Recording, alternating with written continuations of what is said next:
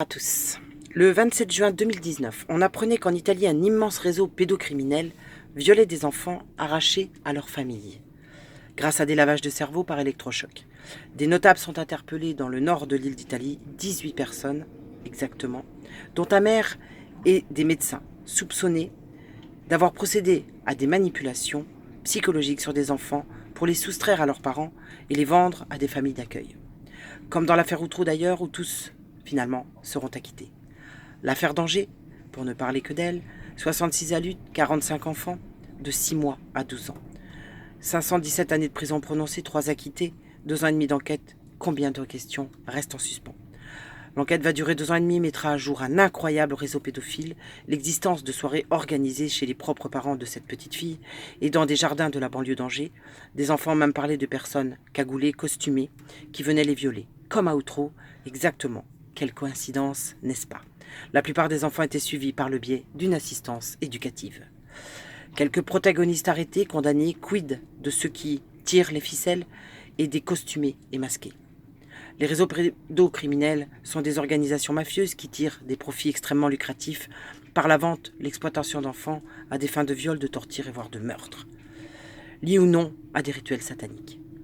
Qui donc peut bien disposer d'aussi importants moyens financiers? Ces crimes sont souvent filmés pour être vendus sur Internet. Certains passent commande pour leur scénario, parfois choisissent l'âge, la taille de l'enfant, voire sa couleur de cheveux. Comment sont-ils si bien protégés, ou grâce à qui devrait-on dire? Comment sont-ils approvisionnés? Beaucoup de questions auxquelles personne n'a réellement envie de répondre, et pourtant une réalité grandissante. La plupart du temps, les gens refusent de savoir, refusent de voir cette réalité, et ne se rendent pas compte que par leur déni, ils permettent l'existence de ces crimes pédocriminels. 1000 enfants en France qui disparaissent à jamais, mais on parle aussi de 10 000. Pourtant, 2 à 3 alertes enlèvement par an. Mais l'affaire Epstein apporte un virage à 180 degrés et montre à tous ceux qui ne voulaient pas savoir que la réalité est pire que le cauchemar enduré par la longue liste noire d'enfants sacrifiés et voués au silence. Une liste de noms qui en dit non sur la teneur mondiale des réseaux, et nous n'en sommes qu'au début. Si les enquêteurs, les juges, aux États-Unis ont le courage d'aller jusqu'au bout, c'est-à-dire d'arrêter toutes les têtes pensantes, les protagonistes et tous ceux qui ont joué un rôle, de près ou de loin, pour couvrir le réseau immense, alors peut-être serons-nous enfin libérés de cette mafia pédocriminelle qui tire toutes les ficelles. Epstein avait déjà fait parler de lui dans différentes affaires de proxénétisme, mais cette fois l'État de New York, contrairement à l'État de Floride, ne pratique pas l'accord extrajudiciaire comme ceci avait été le cas en 2008 pour Epstein. Il avait pris l'habitude de faire voyager des gens dans son Boeing 727 Lolita Express avec des amis, les gens qu'il fréquentait, les personnalités riches et célèbres de ce monde. Mais en homme avisé, il tenait des comptes. Il avait un carnet et tout leur passage était notifié. Ceci est en train de fuiter. Bien des politiciens, des hommes d'affaires, vedettes du cinéma, deviennent très nerveux à l'annonce de l'arrestation de Epstein. Avec cette histoire de milliardaire pédophile, Bill Clinton, par exemple, qui, bien que personne ne lui ait rien demandé, s'est empressé, après la nouvelle arrestation d'Epstein, de déclarer aux médias qu'il n'était monté que 4 fois à bord du Lolita Express. Et uniquement pour des voyages qui visaient à lutter, promotionner la lutte contre le sida. Quelle grandeur d'âme! L'ancien président avait largement les moyens de prendre des avions, sans monter dans le Lolita Express. D'après le carnet de bord d'Epstein, Bill Clinton serait monté à bord du Lolita 26 fois. Et pratiquement à chaque fois qu'il était à bord, il y avait des enfants mineurs. Quelques-uns de ces autres passagers, comme Ralph Fiennes, comme Alec Baldwin, comme David Blaine, comme Courtney Love, comme Charlie Rose, Barbara Walters et Hugh Barack, Tony Blair, David Koch et le prince Andrew de la famille royale d'Angleterre. À lire les noms associés et en cherchant leur rôle, mais aussi leur pays, on découvre que l'Europe est dans le même état. L'affaire Epstein met juste en lumière l'horrible réalité des réseaux pédocriminels à grande échelle. Et dans toutes les sphères, cinéma, politique, oui, derrière les tapis rouges, le rideau du spectacle s'ouvre sur des scandales à répétition, jusqu'alors masqués, cachés au grand public par la gangrène de la corruption à tous les strates de la société, impliquant des médecins, des policiers, des magistrats, des services étatiques, jusqu'au cinéma et la politique. Ressortons l'affaire du Pizzagate, cette fameuse théorie du complot qu'on nous a bien vendue. Alors aussi, vous vous rappelez du Pizzagate, la théorie conspirationniste qui prétendait qu'il existe un réseau pédophile autour de John Podesta. Et oui, l'ancien directeur de campagne, John Podesta d'Hillary Clinton, par le biais de diverses interprétations et constructions, notamment en rapport avec une pizzeria et des courriels privés qui avaient été divulgués par Wikileaks. En fait, il s'agit moins d'une pizza que quelques mots-clés employés dans les courriers pour mentionner bien autre chose. Dans sa correspondance, qui paraît anodine, John Podesta mentionne plusieurs fois le mot pizza, fromage, pâte. Herbert Sandler, un agent immobilier, demande dans un message à John Podesta, intitulé « Fromage ». Tu penses que je ferais mieux de jouer au domino sur du fromage ou sur des pâtes? Dans un autre courriel, Podesta écrit à son frère « Marie n'est pas libre, tu aimerais avoir une pizza pour 1 heure ?» On lit de nombreux messages qu'on pense déchiffrer en code, utilisés pour communiquer en toute discrétion. Cheese Pizza, dont l'acronyme est CP, serait utilisé pour parler de children. Pornographie serait le P.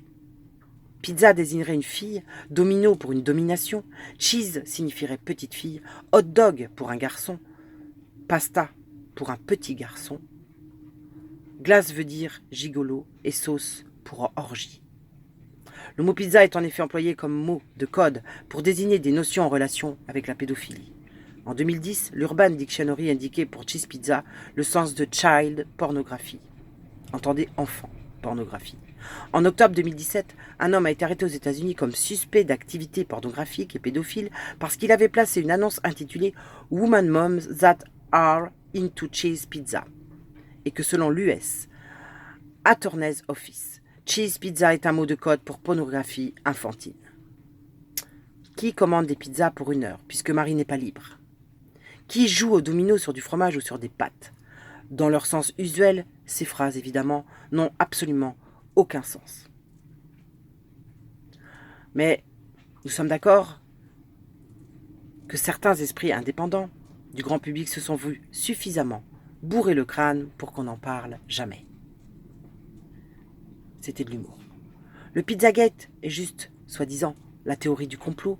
Les grands médias, au-dessus de tout soupçon, vous le savez tous, comme chacun le sait, se sont empressés de le démonter.